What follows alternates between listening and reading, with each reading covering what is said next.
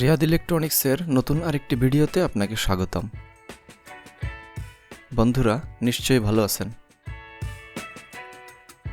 এই মুহূর্তে আমার কাছে একটি পার্সেল আছে, যে পার্সেলটি টঙ্গী থেকে আসছে, টঙ্গী গাজীপুর। রাকিব ভাই এই পার্সেলটি আমাদের কাছে পাঠাইছে।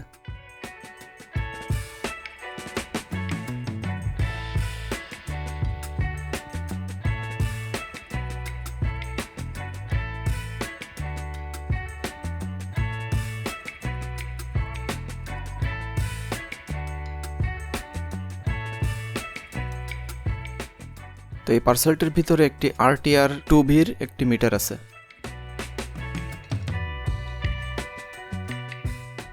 তো এই মিটারটিকে আগে একটু পাওয়ার কানেকশন করি, কি সমস্যা এটা আপনাদেরকে দেখাই।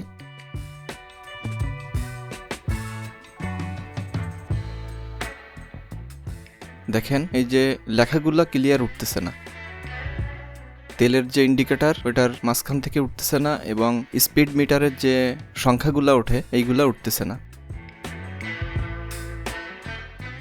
তো এইটা আমি এখন রিপেয়ার করব এবং আপনাদের সঙ্গে শেয়ার করব। তো এই ধরনের মিটার আমরা অ্যাভেলেবেল রিপেয়ার করে থাকি। শুধু RTR না, যে কোনো ডিজিটাল মিটার যদি এই ধরনের প্রবলেম হয় আমাদের সঙ্গে যোগাযোগ করতে পারেন।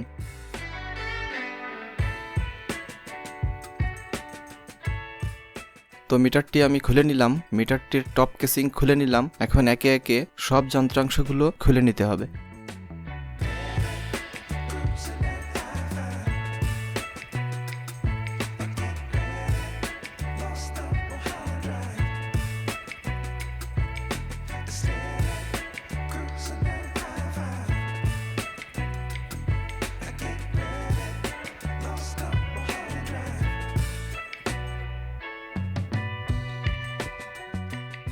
তো কেসিংটা খোলা শেষ।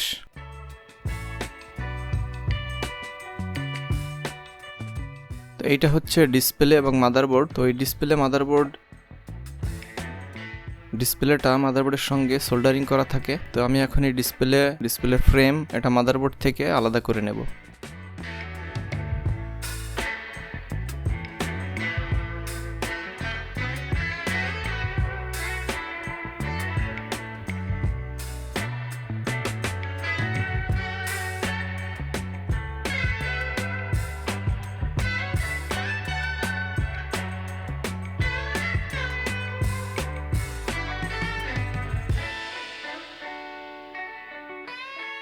তো ডিসপ্লে আর ডিসপ্লের ফ্রেম এটা আলাদা করে নিলাম।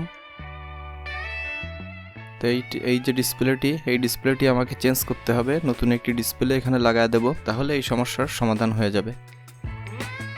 তো এখানে আরেকটু সমস্যা আছে, ইন্ডিকেটর এবং নিউট্রাল এই দুইটা LED জ্বলতেছে না।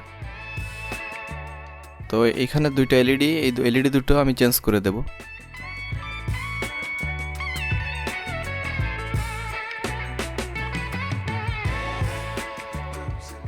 তো আমি আগে LED গুলো চেক করে নিচ্ছি।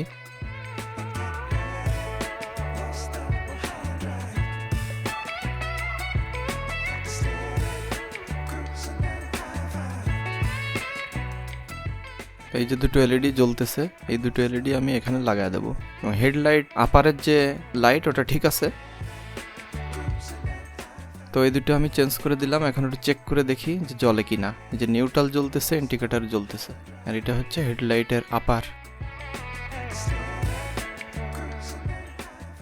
তো এখন এটাকে কানেকশন করে দেখি যে ঠিক আছে কিনা, লাইটগুলো সব জ্বলতেছে। তো আমি এখন এই নতুন ডিসপ্লেটি ফ্রেমে লাগাবো, এরপর মাদারবোর্ডের সঙ্গে সোল্ডারিং করে লাগায় দেব। তো বন্ধুরা, আপনাদের বাইকের যদি ডিজিটাল মিটারে কোনো প্রবলেম থাকে, যে কোনো ধরনের প্রবলেম, তাহলে আমাদের সঙ্গে যোগাযোগ করতে পারেন। আমাদের যোগাযোগের ঠিকানা ডেসক্রিপশনে দেওয়া আছে। সরাসরি কল করতে পারেন অথবা হোয়াটসঅ্যাপে নক করতে পারেন। তো ডিসপ্লেটি মাদারবোর্ডের সঙ্গে সেট করে নিলাম, এখন সোল্ডারিং করে দেব, এরপর পাওয়ার কানেকশন করে চেক করব। তো আমাদের কাছে বিভিন্ন জেলার থেকে কুরিয়ারের মাধ্যমে মিটারগুলো পাঠায়, আপনারা কুরিয়ারের মাধ্যমে পাঠাতে পারেন।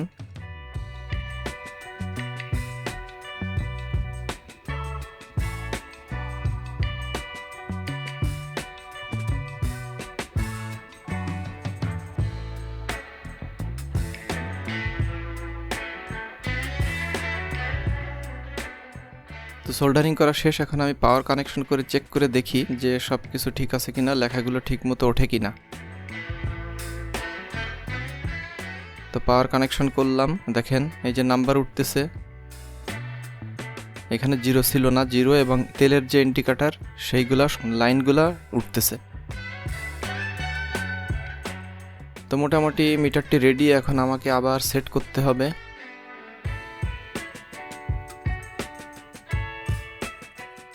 তো রাকিব ভাই আমাদের ভিডিও দেখে গাজীপুর থেকে আমাদের কাছে মিটারটি পাঠালো। রাকিব ভাইকে আপনাকে অসংখ্য ধন্যবাদ। তো আমি এখন স্ক্রুগুলো লাগা নিচ্ছি।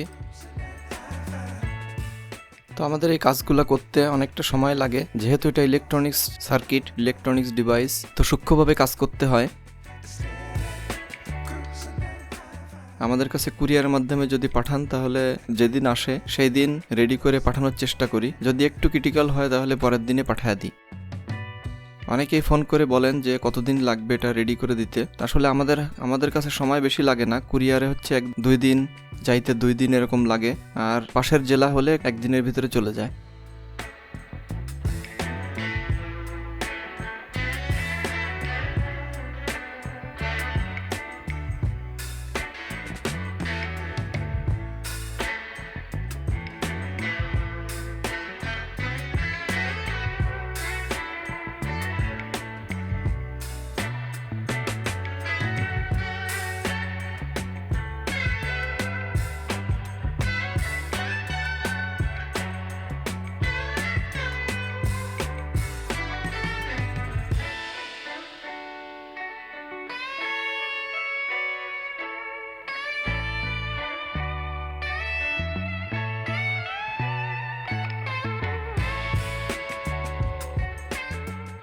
তো টপ কেসিং লাগানোর পরে একবার পাওয়ার কানেকশন করতেছি, দেখেন একেবারে নতুনের মতো হয়ে গেছে, খুবই সুন্দর, এখন সব লেখাগুলো দেখা যাচ্ছে।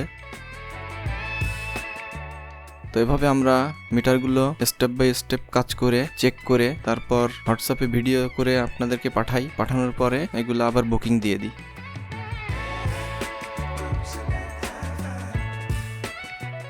তো এই ছিল আজকের ভিডিওটি। সবাই ভালো থাকবেন, সুস্থ থাকবেন, আমার জন্য দোয়া করবেন। আল্লাহ হাফেজ।